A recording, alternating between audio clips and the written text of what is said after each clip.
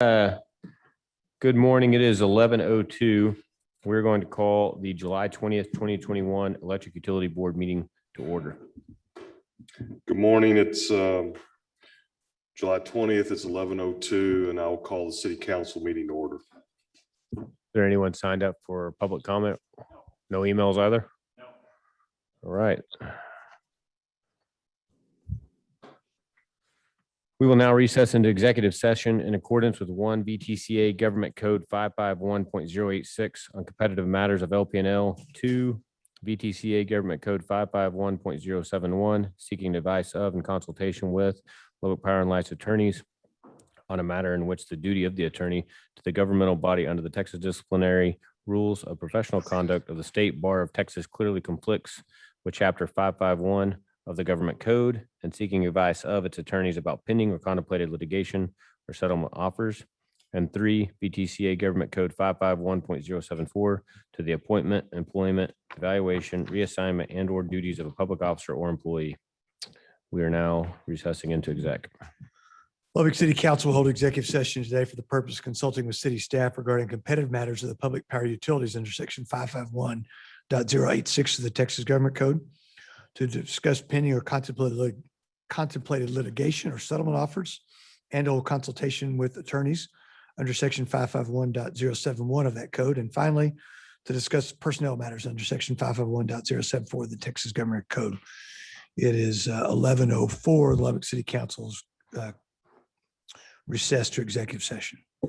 We're going next door. Yep. All right, it is 1:23. We are going to reconvene into open session, the UB board. It's 1:23. The city council is recessed from executive session and now in open session. All right. I would like to remind everyone up here at the board, if we're making a motion or a second or asking a question, hit your little red button here so that they can hear us on audio. I got in trouble last month, so. That brings us to item 6. We need to approve the minutes from the regular Electric Utility Board meeting on June 15th, 2021, and the minutes from the special meeting of the Electric Utility Board on July 12th, 2021. So moved. Second. Have a motion and a second. All those in favor do so by raising your right hand saying aye. Aye. Aye. Aye. Opposed by the same. That one carries 8-0. That brings us to item 7, presentation discussion on the update report by Mr. McCullough.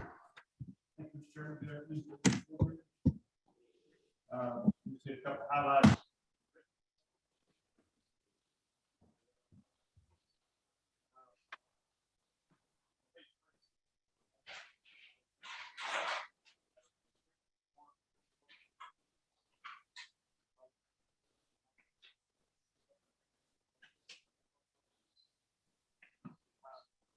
Oh, thank you.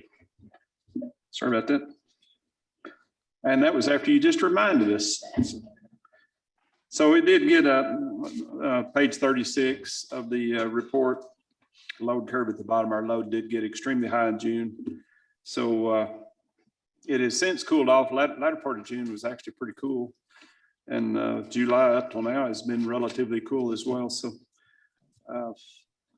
sort of an abnormal summer weather pattern that we're experiencing, but it's been enjoyable for me personally.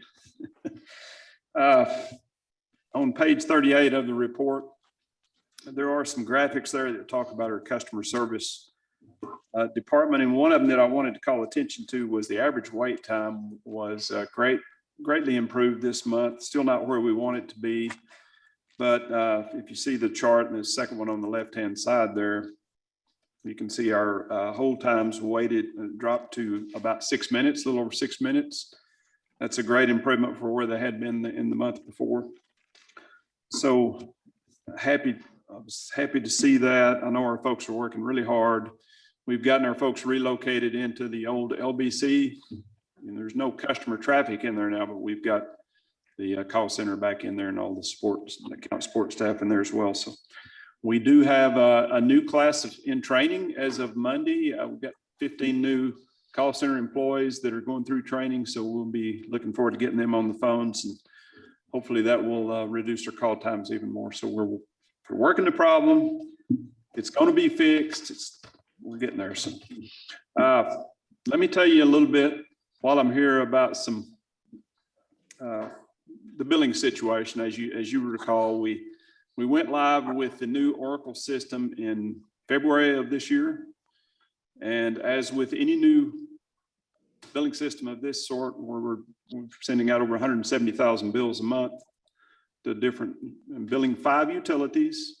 We've got a brand new advanced metering infrastructure for both water and electric, and a number of new interfaces with all the third-party software systems that we deal with, like Kubra and other folks in the banking, credit card systems and all that. There are always issues to deal with after go live, and we've had our share of them. Of course, we were interrupted immediately after go live. About 3 weeks later, we had the flood at the UCSC and had to relocate temporarily into the police admin building. We were there for a while, and then more recently relocated back over to the LBC, which is a much better environment. We've got all our people back together there like they were before we moved into the utility customer service center. So function is good. We have dealt with turnover as well. We've had a number of CSRs that have left us, and I mentioned earlier we've got the new class started. That's actually the second class within the last month, and we're going to keep running classes through there, trying to keep folks on the phones. We've also lost a number of analysts. So you have folks that work through the system, they're part of the core team, they're analysts that know the system, and they depart shortly after go live. Well, it puts you in a bit of a bind from a standpoint of getting reports out and other things that just system functions that are handled by those analysts. So that has hurt, and we're depending to a large degree on offshore, I think called offshore resources to provide analysts. We've been recruiting for analysts for a couple of months now and haven't been able to recruit any. So it's a highly sought after position. High demand as the job market has improved recently and tightened up for employees, at least made it harder for all employers. But so we're dealing with that issue. But so the problems really, let me just give you a rundown on some of the problems that we have that are ongoing. And these have really been identified over the last month or so in meetings that we've had with water, with the solid waste group, with city staff, accounting and finance. So we've developed a sort of a master list of problems that people have seen with the system in this white water phase of rolling out a new billing system. So we've identified a number of issues with each one of these categories: water, stormwater, solid waste, municipal billing, and those are all being attacked. We've got a hit list of those problems. We're attacking those with internal resources. And of course, you have a list of items. We had 22, I think, on the water side of things, and half of those have already been resolved, but we're prioritizing and working our way down through that list. The issues with landfill involved really some information not making its way from the system that they use, because they've got scales out at the landfill that weigh the trucks as they come across, and then they send a file to our system that bills every morning. And so there's been some missing information in that transfer going from their system to ours. And so we're trying to recreate what should have been billed. And Renew Manick she's been working diligently on that. I think there's another meeting this afternoon to talk some more about that. So there's some missing revenue that didn't get billed out that we've got to identify and figure out what should have been charged. And there are some corrections to some of the bills where their bills involve a number of layering charges. They've got surcharges, they've got the tipping fee, they've got transport fee in some cases, not transport fee in others. And so there was some billing mistakes, or the way the customers were set up in the system was incorrect. And so those have got to be resolved. We'll probably have to do some corrected billing on some of those. So Renew is all over that, and she's going to get that resolved. I know there was some issues with the GL as well. And so Renew is working closely with the City Finance Department on resolving those GL entries where appropriate. and fixing that. Municipal billing was an interesting one. We've identified a problem where some of the municipal accounts, and I'm talking about like for this facility, for other city facilities, they were getting charged tax. So that's an issue that it was set up wrong in the system. So we've got to go back and fix the individual accounts where they were shown as taxable and should not have been, and do some retroactive corrections to some of that. We've already talked about property managers, but this is another issue that's in the works. The folks that have a large number of accounts, they wanted two things from us. One was additional resources, higher level of support from the customer service. And so, as you recall, y'all authorized the hiring of 4 new people. City Council has now authorized that. I believe that is approved now, right? Got your second reading. So we will be able to hire 4 new people and probably promote from within for those senior level support staff that can help the property managers, the builders, people, the high volume customers deal with their issues and become, experts in that. And we've also contracted with Kubra to change the bill presentation for those multiple property accounts where it shows the individual property, individual address subtotals. We already had the utility subtotals.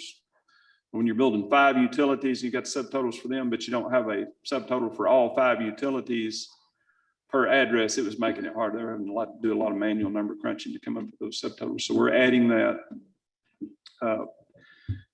There have been some issues with the IVR as well. We're working with the company that does the programming on our IVR and with the city IT department who manages those resources for us as well. We're going to change the interface, because what happens after hours now is if a customer calls in that doesn't, let's say they've got an outage, but it doesn't get reported through the AMI system, which is what happens normally, then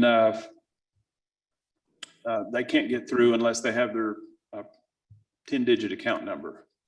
Well, that sort of defeats the purpose of having an after-hours call center. Is if you require somebody that might be sitting there in the dark to have to hunt for their account number, well, it just makes it more complex than it should be. And so we're going to reprogram that IVR so that it removes that requirement and streamline that process where they can get through to our folks that can help them get their lights back on a little quicker. So that's in the works. I mentioned the reports. There are a number of reports that have been requested that have already been provided, but there are other reports that we're working on. Mr. Fields will probably write some of these for us. If you've got some time on your hands, we can put you to work writing reports for us. I'll have to check my schedule.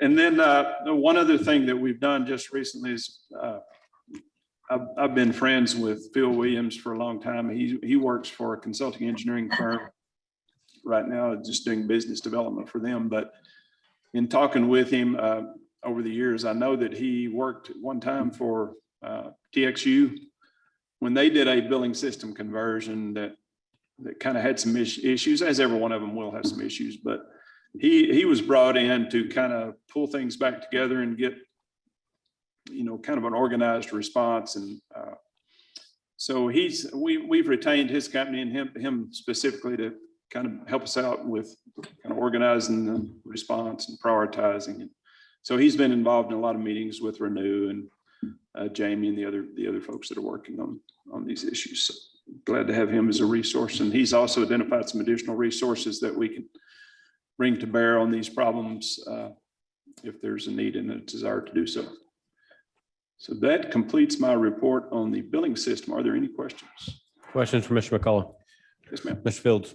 I have a question on Mr. McCullough on retention. You mentioned that we are losing some of our analysts and CSRs. Is there a strategy for retention? Mr. Fields, I've been trying to get a meeting with Mr. Beck, and he and I have both been passing each other in the hallway and have not been able to sit down and talk about that yet. But it is on my list to spend some quality time with Mr. Beck, our HR director, to look into the issues with CSR retention as well as recruiting analysts. I don't know what capabilities we have. I know a lot of private companies can do signing bonuses and things like that. I don't know if we have that, if that's something that we can do or not, but I think we need to explore every possible avenue to get the help in here that we need to manage these systems. The other question I had to do with the CIS project. You mentioned there was, sounds like the hiring of a professional firm to kind of be the project manager. Is that a correct statement? No, not the project manager, just to provide support. Okay, so we have a project manager on site? Yes, we do. Okay. That's, Jamie is the project manager for the CIS go live. I mean, it's technically we're in the whitewater phase of that go live, but she's in charge of the overall project. Ms. Wood, Jamie Wood. Ms. Shepherd? Mr. McCullough, were there any revenues lost during this time? And is the plan to not go back and try and bill people that there'd be more credits like the taxes? Yeah, I But think we're not going to go, are we going to go back and try and recoup any of those that might have occurred? it's a good question. There are some lost revenues that we've identified. In some cases, we are going to go back and rebuild those revenues. Like, for example, the solid waste matter, that is just bills that I don't think anybody quit. In fact, some people call and say, well, I haven't got my bill. I know I used, I brought some stuff to the landfill. So those will be billed. We'll collect those revenues. There are other situations that city manager has, and the city council, I guess, have determined not to go back and rebuild, but that's the exception rather than rule. Generally, if we find revenue, we're going, if we find revenue that was not billed appropriately, if we can justify billing it appropriately, that's what we will do. Mr. McCullough, do we have a tentative timeline of when the, I'm going to call them risk one type issues are going to be resolved? Well, let me just say this. We would like to get all of these issues resolved before the auditors come in at the end of the year. I mean, we would like to have a clean set of books for the audit. And so that's what we're working on as diligently as we can. Other questions or comments from Mr. McCullough? Thank you, sir. Thank you. And I think Mr. Avian is going to give a report. Welcome, Jason. Afternoon, board. So a little bit different presentation than normal. We have removed the schedule cover page as all Lickum projects are in service and nearing completion from a turnover perspective. So we're going to focus on the risk page, which was previously the second of your presentation. The focus here is going to be on the ERCOT conversion work, primarily the EPS meters. So it's going to be an update from the revenue perspective of how we report to ERCOT. We are excited to report that everything went fairly well, with the exception of Brandon. Brandon's the first one on your list I want to talk through. So there's two sets of meters at Brandon. One is for generation and the other is for auxiliary. So the equipment that powers up the generator, air conditioners, lights, and so forth for that facility. So the first one, which is for generation, was successfully passed and is certified within ERCOT. The second, we had to get an exemption for. That exemption is going to be good to the end of the year. We're going to try to have it fixed before the end of the year and certified without that exemption. Mainly what happened was the EPS meters failed testing and failed by a very, very small margin. And in talking with ERCOT, they did give us that exception through the end of the year so we could be operational at Brandon. Moving beyond Brandon, Massengale was certified on 6/28. Ty Cook was certified on 7/12. In addition to Ty Cook's certification, we were able to get post-energization checks also done on Ty Cook. So we're good for 1 year on Cook. We will have to come back for Massengale once generation is up and running to do the post checks there. Moving to the very last comment, which is the NOEs. We were able to get all post checks certified at the NOEs. So the NOEs are now good for 1 year as well. So where we connect into the ERCOT grid or we're neighbors with Encore, those meters are all certified for the next year. So to recap, everything's looking really well except for the auxiliary meters at Brandon, and we'll get that resolved prior to the end of the year when the exemption is expired. And Mr. Chairman, that's the only updates I have for this month. Questions? Ms. Stafford? On the auxiliary meters, what, does that require more equipment or more time or? We're looking into that, Ms. Stafford. So it's really two different ways we can go about this. We're going to look for possibly a permanent exemption since the tolerance in which we didn't pass was very, very small. And those tolerances are built more around transmission and distribution. So we're going to see if they would allow this as a permanent exemption instead of temporary. That's going to be option one. Option two is we'll need to install the metering equipment at a different location within that facility to better allow or give us a shot at passing the certification. So we're either hoping for a small variance or we will have to get some kind of equipment. Is that correct? We'll have to order new meters and get them reinstalled. Yes, ma'am. Okay. So on all of these projects going past that have all been commissioned, everything else, there's, I mean, it was adding it up there and I was already at 15 million or so funds remaining. Correct. Yes, sir. And so do we know the total of that, what's left over? We know the estimate from Encore, but the actual is going to be end of September, 1st of October, if I remember correctly, of the true up on the 4OW projects. Okay. Other questions or comments from Mr. Event? Thank you, Board. Thank you, sir. Mr. Chairman, if I could interrupt, Lubbock Yes, sir. City Council is now adjourned. Thank y'all. All right, that brings us to item 8, renew. Looks like you're headed up.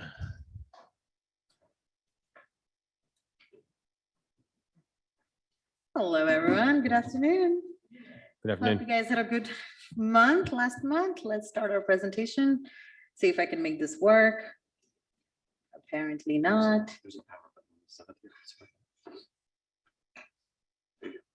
There you go.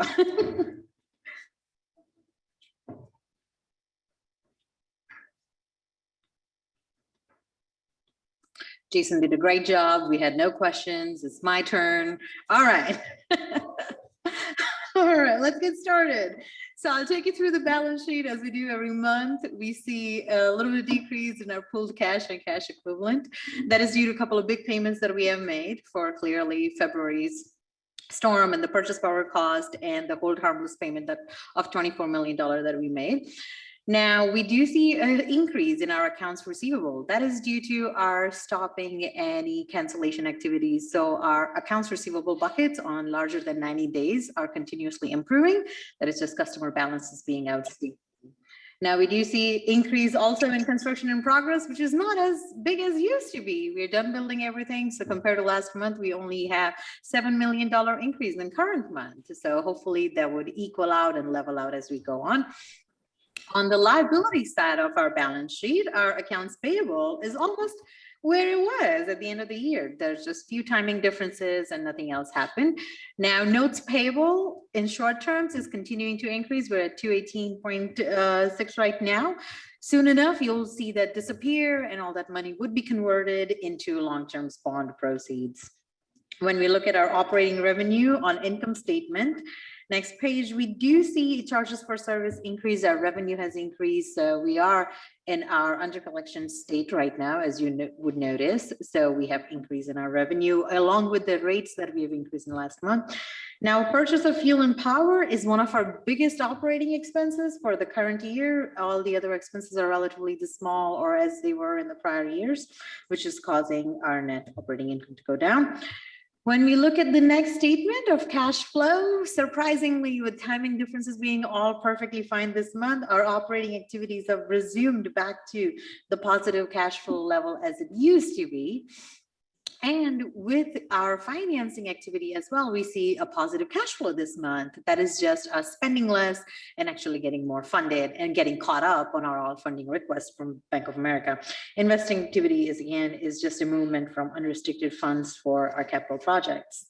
And that concludes all of our big financial statements. Any questions for me? Questions for renew? Thank you, ma'am. All right, thank Got you. off easy.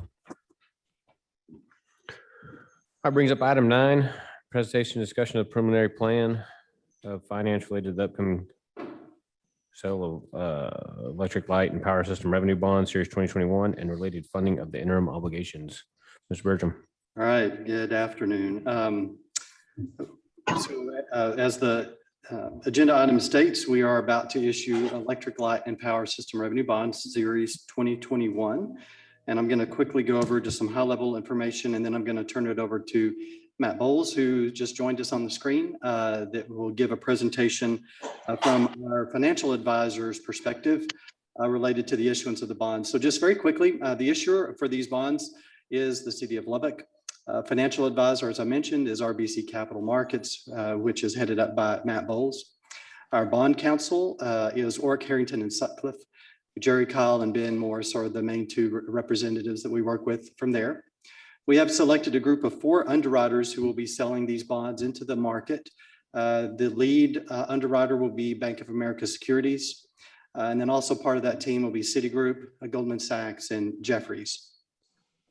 Our Underwriters Council, who is representing that group, we will be meeting later this week to answer any and all questions they have of the utility to help them in their sale. It's McCall Parkhurst and Horton with Jeff Luschel leading that group will be represents those underwriters. We anticipate that these bonds will provide about a little over $290 million project funds to reimburse us basically for what we've expended to date or what we expect to expend through the end of this fiscal year. And that is so large because that's a couple of years worth of transmission and distribution investment that we've been making to enter ERCOT and upgrade our internal transmission system over the last few years. We do anticipate bond ratings to be at an A1 with Moody's and an A+ with both Fitch and Standard & Poor's. We still have yet to meet with those 3 groups. We'll be meeting with, I believe, 2 of them tomorrow and then 1 on Thursday. And then they will be providing their ratings shortly thereafter, but we don't anticipate at this point in time any changes there. These are tax exempt obligations of the city, and they will be used for the most part to repay an interim financing that we've had with Bank of America. It was a revolving note program that y'all are all very familiar with. And this is just a quick highlight of that program. It was a $300 million program. We don't anticipate needing all of that, but that 290 mark is about what we expect. We currently have issued about 245 million, so we still have a little bit of trailing costs from the construction to come in. That note program does expire at the end of the calendar year, and we'll be back to you and to the council to renew that for a few more years to cover additional capital investment as we move the remainder of our load from the Southwest Power Pool to ERCOT. This is a list of all of the 30-year financed projects that we've been working on the last couple of years to the tune of almost a little over 255 million. So you can see all of these for the most part are transmission related assets. And that's why we have assigned a longer repayment of the 30 years. We will also, in addition to that 256 million, will finance about 1.3 million in interest charges that were associated with that interim financing with Bank of America. And then we have a listing, shorter listing of 20-year projects. Most of these are distribution related and about 32 million. And then in addition to that, about 165 million in capitalized interest related to the note program. So that kind of gives you an idea of all the projects that you're all familiar with. You've seen those presented to you over the last couple of years, but we're just now getting that financing fixed out for the long term. So with that being said, and if y'all don't have any questions, I'll turn it over to Matt Bowles to walk you through his part of the presentation. Any questions? Mr. Bowles, take it. Thank you, Mr. Bertram, and thank you, board members. It's nice to be on camera with you all today to cover this information. I'm going to ask you all to advance the deck whenever I get to the point of going through that, but I did want to take just a minute to discuss 2 things, one of which is the note program that Mr. Bertram just spoke to. I want to applaud him and the staff of LP&L and you all as a board for implementing that program. Not only has it been one that has been characterized by ease of use, but it's also one that really captured a rate market that was extremely attractive. And so the cost of funds on that program was significantly lower than what that would have been if you would have borrowed in the long-term market. And because of that, I think Andy at one point gave me a number that you all had saved somewhere in the area of $12 million in interest costs over what you had projected on that from its outset. So hats off to you for that.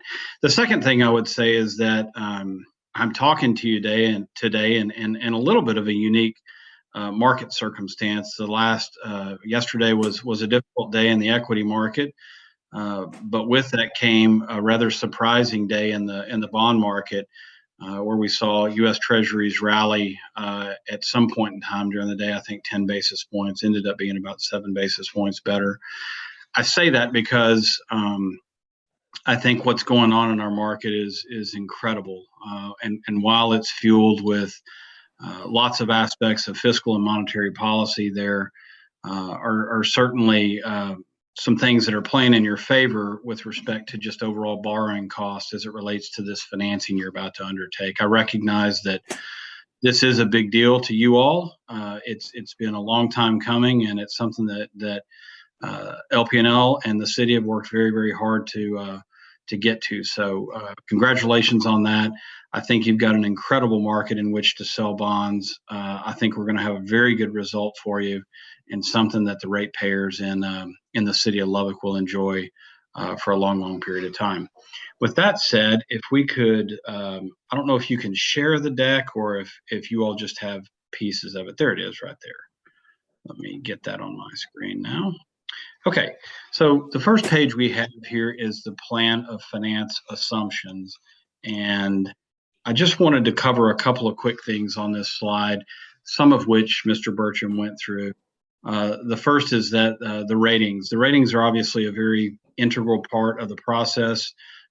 Again, I want to take my hat off to your staff for making sure that during the transition to ERCOT, that you all maintain consistent dialogue and communication with each of these rating agencies. It absolutely imperative to the long-term outlook of those ratings and where they stand today. I think at one point we were providing updates at least semi-annually to some of these agencies on where you all stood in the process from very early on. So we will follow through on those conversations tomorrow and the following day to make sure that we try to achieve these same ratings that are printed here in the summary of assumptions. And I feel confident that will be the case. Mr. Bertram walked through the 20 and 30-year projects. I won't go through that again. I do want to discuss, though, the bullet item there is the 10-year par call option. That is what we've made an assumption around right here, but we'll take a stronger look at that as we get ready to market the bonds.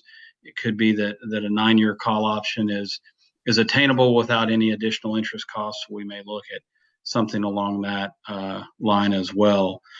Let's see here. The rest of this information is with respect to cost of issuance and underwriter's discount. Again, all of this is on a projected basis. One of our jobs is to make sure that we economize that as well as possible, and we'll do that in this particular circumstance. And then finally, we look to price this transaction on the 12th of August and then proceed to a financial close on the 9th of September. If you could advance the deck one page, please. There we go. Okay. This is your outstanding debt service by series. And I just put this up here to make 2 points. One is that the shape of your debt service pattern and the graph on the left-hand side is quite attractive. And by that, I'm referring to the descending profile of that debt service. So you can see that in the next 4 or 5 years here, your debt service is higher than it is from 5 years on out. And what that does is to my second point, is to allow for capacity with which to structure new debt issuance. I recognize that this will be the largest debt issuance that the utility has ever taken on. That's not lost on anyone in the process. But take comfort in the fact that you have this additional capacity on out as you get out your amortization to accommodate that additional debt. And that is exactly how we will we'll set the bonds up to be essentially level debt service, but you will have that same shape in your total debt service pattern as you move forward. And then if we could advance the deck. Thank you. This is a summary of the financing on a preliminary basis as of yesterday. So we actually queried your senior manager, B of A Securities, able to get interest rates as of yesterday. And again, we've got, quite attractive situation here. In the middle of the page, you will find the statistical data that I'll want to cover in the yellow lines. The first of which is the all-in TIC. That stands for true interest costs. So think of this as your total APR. This includes all costs of issuance, all costs associated with the transaction, coupon payments, and a present value of those debt service payments and costs to the date of issuance. The rate on the bonds would be 3.02%. And again, that's a mix of 20 and 30-year structures. And you can see that reflected in the annual debt service payments on the right-hand side of the page. Also want to make note that the transmission costs of service revenues that are being received and will be received by the utility will ostensibly be paying the debt service on these bonds. So you will have that revenue stream to enjoy as you pay this debt service. If we could advance the deck one more page. Thank you. I also recognize that this print is very small, but if you have this in your board agenda or board packets there, you can take a look at the schedule of events.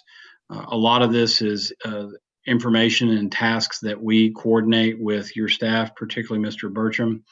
And you can see the responsibility as to who the responsible party is. But we sit here today on the 20th of July at your EUB meeting. We're going to conduct the rating agency calls over the next 2 days. We'll also have a due diligence call with the underwriters this week. And then we'll proceed to council on August the 10th, at which I will make a similar presentation to bring council and the public up to speed on the state of the market at the time, and then the parameters around which the city council will take up an ordinance to issue the bonds. And from there, you can see some 2 days later, we'll price the transaction. Should the market be in a position to, we think, to accept the transaction and be accommodative, and then we'll go through the process of submitting the transcript of the final pricing and proceedings to the Attorney General of the state of Texas and have financial close on the 9th of September, at which time we will pay off the note purchase agreement with Bank of America, and we'll be completed with the transaction.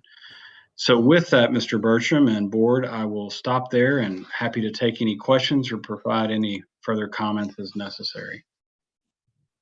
Question or comments?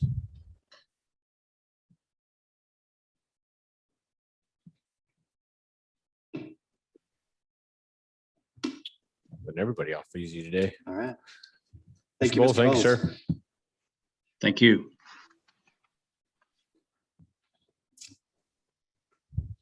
Is that all under item? That is all we have for that item, unless y'all have any questions. Okay. Brings us to item 10, discuss and take action on the Lead Power and Light fiscal year 21-22 operating budget and capital program. All right. Mr. Bertram. As you all recall, we had a board meeting on July the 12th, last Monday, to go over the draft proposed operating budget. And we went through that in quite a bit of detail. We're going to provide a similar presentation today, but a little bit more high level, a little bit shorter. Certainly, again, if y'all have had any questions since we met last week, be happy to answer any of those questions. But I'll proceed through this and stop me along the way if y'all have any questions at all. Whoops, go back. You have been provided the proposed operating budget that if you approve today, we will take on to the city, and the city finance department will roll it into the overall city budget to take to the council later this summer. But the document before you right now, there is a table of contents. I just wanted to point out a couple of areas for you and for the public. First of all, a narrative overview on page 1 is a multi-page document that really goes into quite a bit of detail. That goes through a lot of the assumptions that we've used to set this budget and a future 5-year forecast. So that is an area that has a lot of good information in it. On page 11 is also kind of a dashboard that we call our financial model dashboard. And it is a real nice snapshot of the overall revenues or funding sources and expenses or expenditures in our budget. And so that is a nice area to look at to see what we're looking at for next year and for the following 5 years. There's also the majority of the book is made up of the capital program, because we have basically a page for each capital project to go over the scope and the detail of those items. But there are summaries of the capital program on page 31, which is the appropriation. And then also I'm starting on page 35, which shows the funding sources in total. But again, if you go through about page 37 through 148, you'll see each of the detailed description of capital following that. In this document that we provided to you, we also have the tariff, and we have provided that to you in a red line version as well, so you can see the changes from last year. Before I go into this at a high level, I wanted to again thank a very talented group and very dedicated and hardworking group that we have at LPNL. Joe Jimenez, who leads our finance team, our financial planning and analysis group, and then also Daniel Garcia and Tanika Thomas. They're back here. Daniel's in the back. Tanika is waving. So I want to be sure and point that group out. They do a really fantastic job. Very accurate group, very hardworking group. So I couldn't have done it without them. Also couldn't have done it without Hunter Harrison, who did a lot of work this year on cleaning up our tariff and getting it in order, especially after the move to ERCOT and those things, some changes there. And then also, just always, we thank the department heads who work hard to provide us information and help us understand what they're looking at in the following year and the following 5 years after that. So appreciate their hard work. So just at a really high level, this budget incorporates no recommendation for a base rate change, no increase in rates. We have had the same base rate since October of 2017. So we've had a nice run of no change there, and we don't anticipate that in our forecast, which goes out to fiscal year 26-27. You can see a couple of example rates. Rate 1 and rate 3 are our main residential rates that will not change next year. We have had in this budget, we recognize a significant increase in our debt service. As we talked about a moment ago, all the debt that we're about to issue, that will first installment of that payment will come on in the next fiscal year. So where we had a $17.7 million debt service payment this year, that'll jump to about $34 million next year. On the right-hand side of the screen, also am illustrating a new revenue stream that began in June of this year. Next year will be the first full year of that. It's about $19.6 million that we anticipate in transmission cost of service revenues that will be able to more than pay for that debt service increase. And that is one of the big reasons that we made the move to ERCOT, that there is that capability of having that new revenue stream to cover these transmission assets that we've just built. Another highlight of this budget is the termination of the partial requirements contract. Last year, we had about $17 million a year and growing in our budget in the forecast. That has been taken out of the budget forecast going forward. So that lowers cost to our customers to the tune of about $17 million. We will turn around and issue debt to pay off that early termination, which will account of about $4 million a year. So about a net savings of about $13 million a year every year going forward for the next 25 years or so. I meant to have that up. That shows, kind of illustrates what the original contract had anticipated for capacity payments going forward. And then this graph shows what our annual debt payment will be. So it's a significant improvement in savings for customers. So that is now baked into the forecast for next year and the future. And then finally, some of the budget highlights related to capital. We are now turning our attention from transmission build out to distribution upgrades in preparation of moving the remaining 30% of our customers to ERCOT by June of 2023.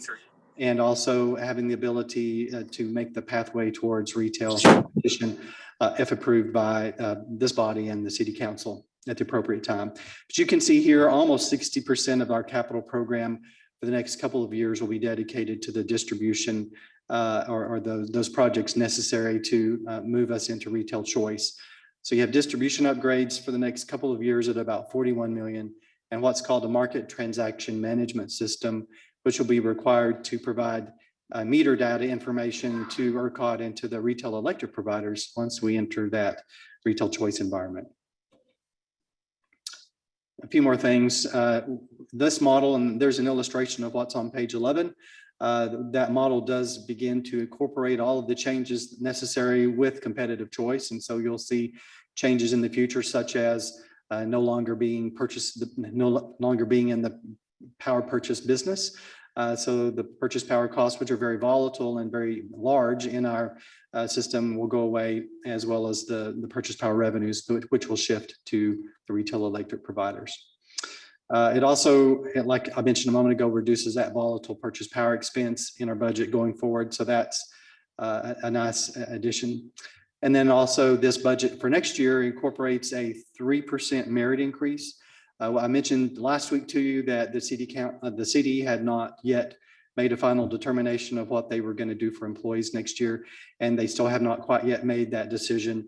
And so there is a potential that once our budget gets to the city council, that the city council will amend what you provide to them to make that merit increase for our employees match what is occurring for all of the city employees. So we hope it is and believe at this point in time it will be 3% or more. So that is positive, but that is yet to be determined. And then finally, the overall operating budget in this is down about 9.8 million from the prior year. The biggest difference there is we had that SPS hold harmless payment last year. That goes away, but we also have the higher debt service costs that offset that. So overall, that's what that is. At this point, I'm going to turn it over to Joe Jimenez to go over a little bit more detail. Still a little bit higher level than what we all saw last week, but just to provide the public with information. Yes, ma'am. Ms. Stafford? Generally speaking, on the capital, on that slide, you had about 13 million each year on capital. It's back one or two, I think. The annual projects. Is that what we have historically had, somewhere in that range? That's very consistent with what we've seen historically. That's usually to keep up with growth in the system and new construction, things like that. A lot of that. Okay, Yes. so the big changes are when we did the transmission and distribution, That's but right. that 13 has been a fairly constant over the years. It has, yes, ma'am. Thank you. Thank you, Ms. Bertram. Thank you. Welcome, Joe. Hey, sir. Afternoon, board members. Again, like Andy mentioned, I'm gonna do a very high level presentation this afternoon. It's some of the same slides we saw last time, but I'm gonna stay at a very high level, but if you have any questions, that we can dig in deeper for you all on that. The first thing I want to talk about are our funding sources. All our funding sources, excluding our power cost revenues, as you can see, of course, our general consumer meter base rates are the largest of our funding sources. They come in about 67.4 million, or 62.5% of our total budget. Next is our T-cost net revenues, which come in about 19.6 million, or 18.2%, followed by franchise fee equivalent at 12.5 million, or 11.6%. And our transfers in come in about 3.3 million, or 3%, with the remaining 5 million coming in from other funding sources, which are broken out a little bit further on this next slide. You can see of the remaining other funding sources, the fees and charges are the majority of it. They come in about 2.6 million. Again, these are our late fees, reconnect, disconnect fees. Our interest earnings are about 900,000, followed by outside work orders, which are about $1 million in revenues. Our rental recoveries are about 200,000. Our miscellaneous is about 200,000 as well. And the sale of equipment and our recycled equipment as well comes in about 100,000. And then finally, our tampering fees come in about 100,000 as well. This chart illustrates, the fluctuation from fiscal year 21-22 as opposed to last year's budget. So you can see we have increases and decreases in all types of our funding sources. But overall, at the total, you can see that our overall funding sources for fiscal year 21-22 have decreased by 4.3%. Next on is to our operating expenses. On this chart right here, you'll see that we have a breakout of all our operating expenses, excluding our power pass-through costs. The only thing, I'll go into detail a little bit further on each of these, but as you can see, the majority of our costs are capital-related costs, which come in about 58 million. And this is the utilization of cash for cash funded, utilization of cash for cash funded projects. And this also includes our debt service payment for principal and interest. And as Andy mentioned, it's a little bit higher this year now that we're taking on the new debt for the transmission and construction projects that got us into ERCOT. Next is transfers out, which are about 17.8 million, and those are related to our indirect costs, our franchise fee and pilot, which we transferred to the city based on 5% of our metered revenues. With that being said, as I presented to you, we're requesting 9 new FTEs, a net of 9 FTEs this year. As you can see in the administration department, we've eliminated 1 communication generalist position. In distribution, we have added 3 positions this year. And the biggest one is the transmission crew. For the transmission crew, we've added 7 new people, which will be a fully utilized transmission crew, which is sole purpose is to be updating and maintaining our new transmission lines. It's very imperative that we have those things up and running now that we have integrated with ERCOT. And I think Mr. McCullough wanted to address a couple of these staffing overview changes that we have proposed. Thank you, Mr. Jimenez. Yeah, I did want to just quickly mention a couple of things. One, the Director of Customer Service position that we've talked about is not yet in the budget. So that is another item that'll have to be added along with the pay raises. And so that's something that will be added subsequent to it going to the City Council. So the 9 would become 10? Yes, with ma'am. that director, okay. And then I wanted to mention also there are 2 positions in this count. What happens on an annual basis is when we want to add positions to the budget, new positions, we go through what's called an expanded level. We complete an expanded level request and it goes to Human Resources. And they say, yeah, they support it or no, they don't. Well, there's a couple of positions that are in your budget that they did not support. We still think they're important. Actually, it's 1 position and 1 promotion of or pay grade change for an existing employee. So we, even though HR wouldn't support them, we still think they're justified. And so we've included them in our budget and we'll make the case before the City Council, assuming that the board will approve them. The 2 positions, I'll give you some information about that. One of them is an assistant transmission operator supervisor position. And this is really to support, to provide some supervision in the event of Cody Kirk's absence from the job. He's our existing transmission operations supervisor.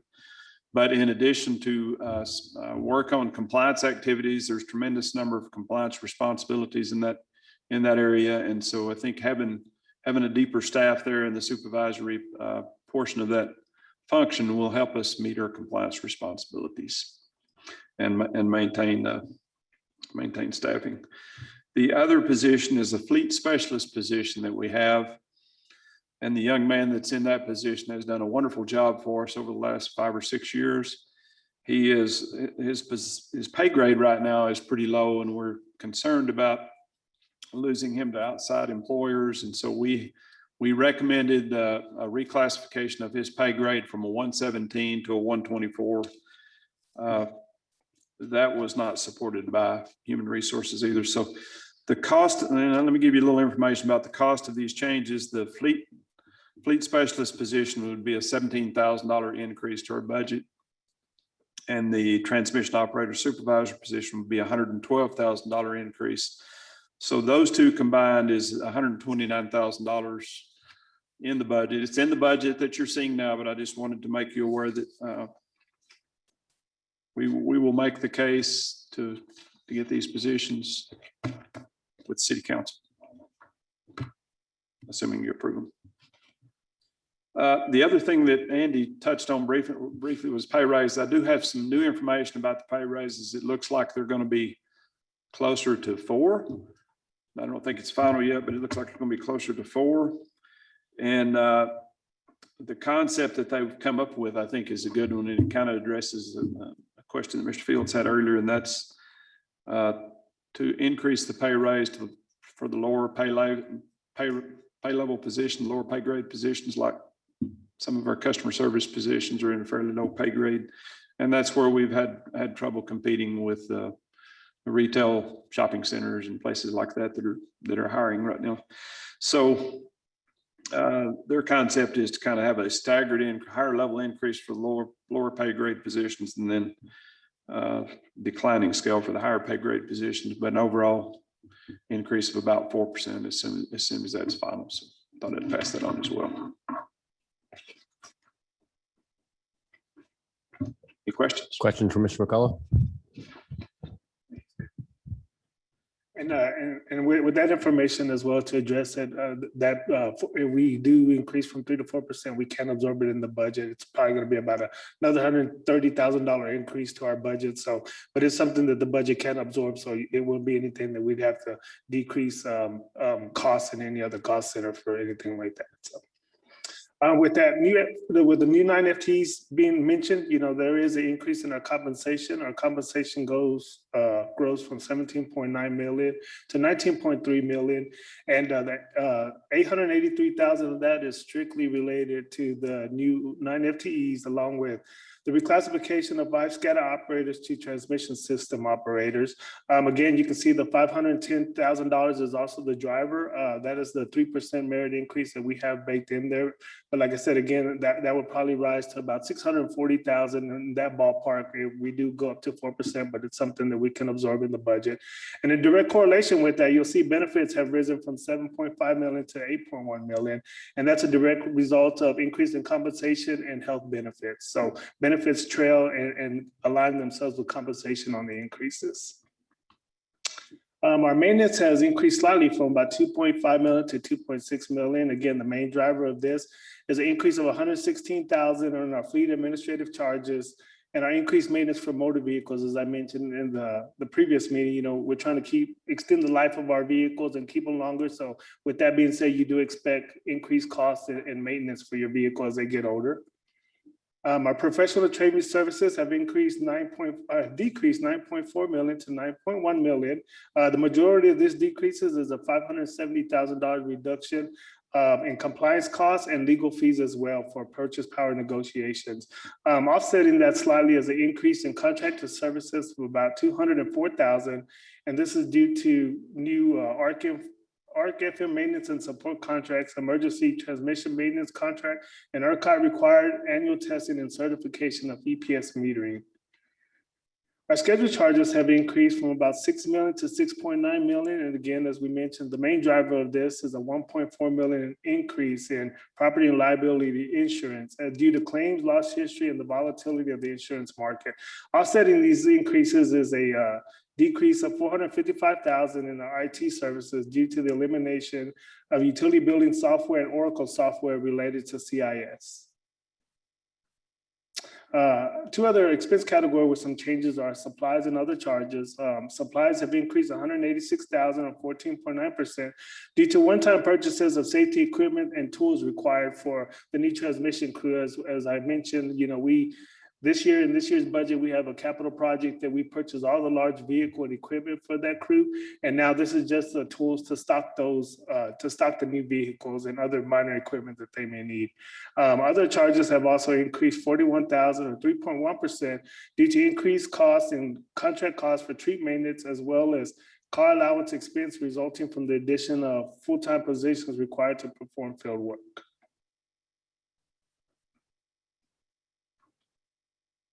Next on is our PCRF. As you know, our purchase power costs have increased from 91.48 million to 196.1 million for next fiscal year. And you can see to the chart to the right, but our purchase power costs, that includes all our energy, transmission, capacity, demand charges. So anything it takes to get energy to us, that's what the power pass-through cost entails. As you can see on the chart to the right, our last couple of summers, average bills have been really low compared to where they are now, but that's directly correlated with the price of natural gas. So this next chart right here shows you that when we did have the low rates, you can see in the summer of 2019, we averaged about 73 cents a MMBTU, and that's gone up went up to about $1.26 last summer, and now we're about $2.93. And unfortunately, it seems like natural gas prices keep going up.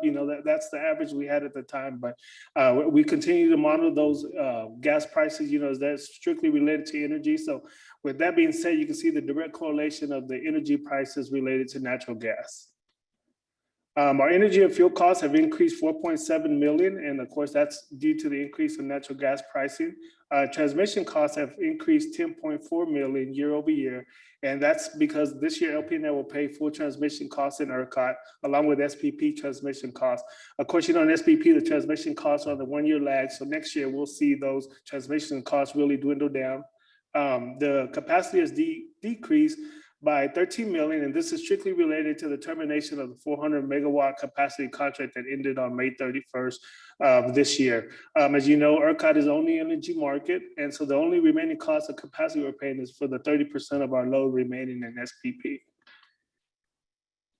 And next is our fund level expenses. Our debt service has increased 16.28 million due to the increase of principal and interest payments related to the issuance of bonds for our transmission projects. Capitalized interest has decreased 1.5 million or 50% due to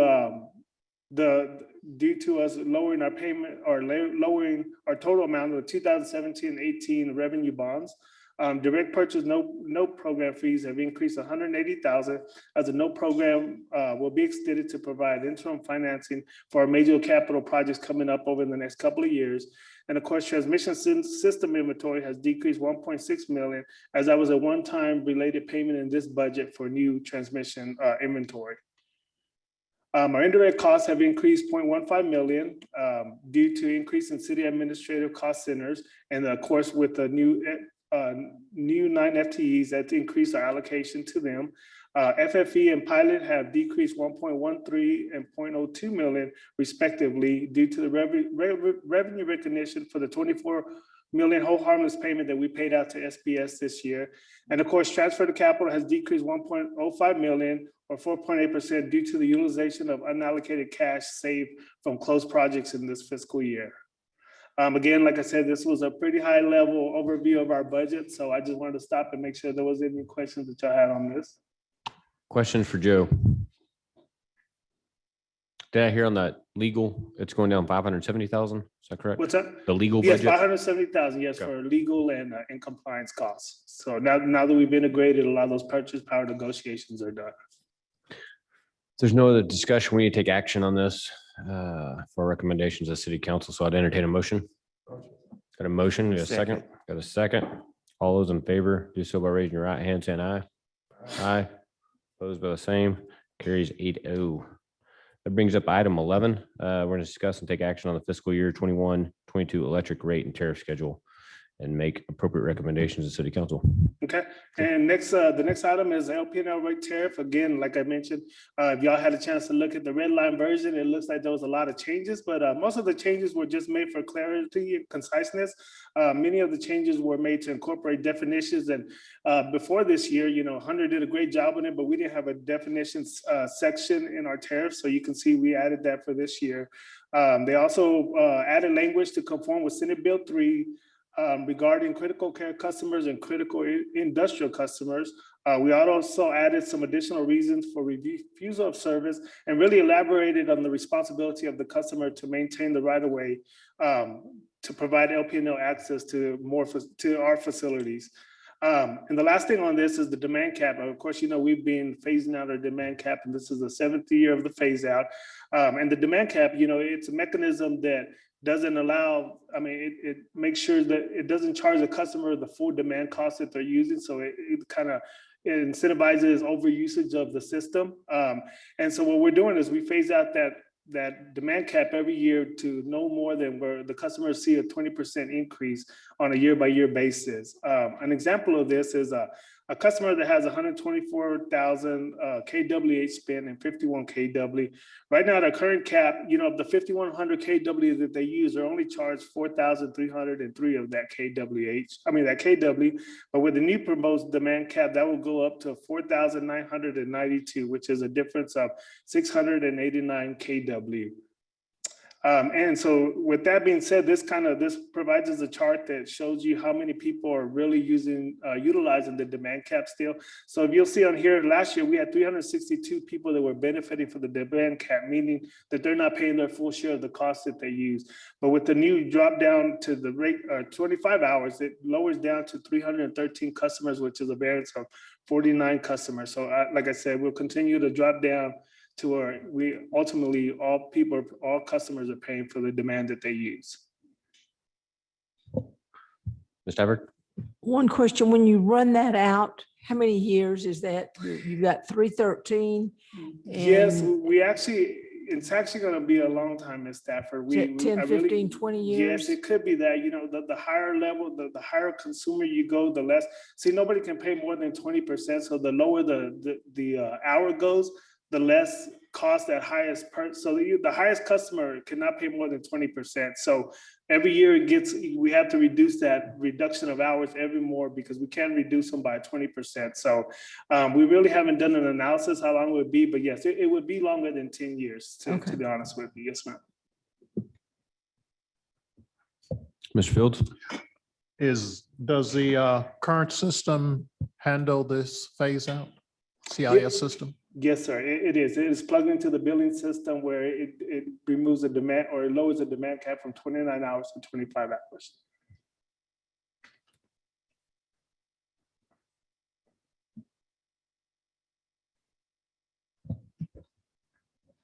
And again, this is just a budget timeline. This is my last slide, the budget timeline. Today I brought y'all the proposed for the tariff and the budget. And August 2nd is the city council presentation of our budget.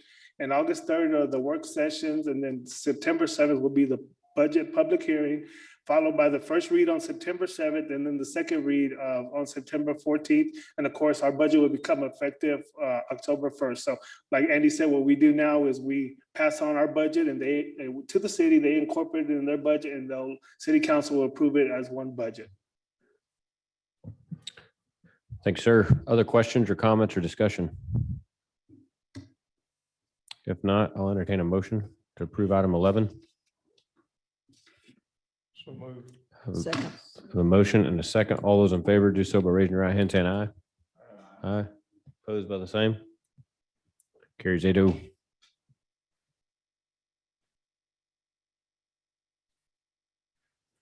Brings us to item 12, consider a budget amendment. This is going to be for our 2020 and 2021 operating budget by increasing expenses in the purchase power cost center, increasing fund level expenses for the franchise fee equivalent payment and payment in lieu of property tax, and increasing revenues for the power cost recovery factor and FFA.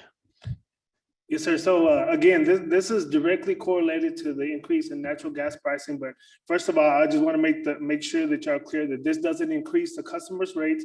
It's just, with Winter Storm Uri and the price of natural gas price, if you remember Winter Storm Uri, we had very high energy costs, but we also sold our energy to the market for a big profit.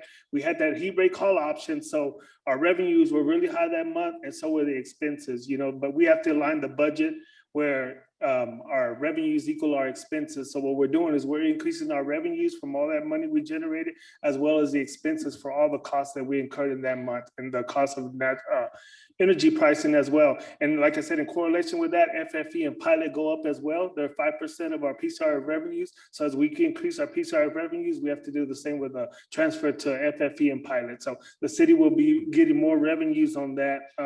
So the total increase of franchise fees and expenses is 33.2 million. So I just want to make that clear that this is not an increase on rate. It's not going to affect the customer. This is monies we've already collected in the budget we're currently in. So it's just to increase our budget and revenues accordingly to what we actually collected for the year. Questions? If not, I'll entertain a motion. Chairman, I'll move for approval. And a second. Second by Mrs. Henry. All those in favor do so by raising your right hand, saying aye. Aye. Opposed by the same. Carries 8-0. Brings us to our consent agenda. Items 13 through 16 in your book. Everyone had a chance to read over those. I'll entertain a motion for consent items 13 through 16. So moved. Have a motion by Second. Glenn and a second by Mr. Fields. All those in favor do so by raising your right hand, saying aye. Aye. Opposed by the same. Carries 8-0. And that brings us to item 17. If there's no other business, meeting is adjourned. Thank you all.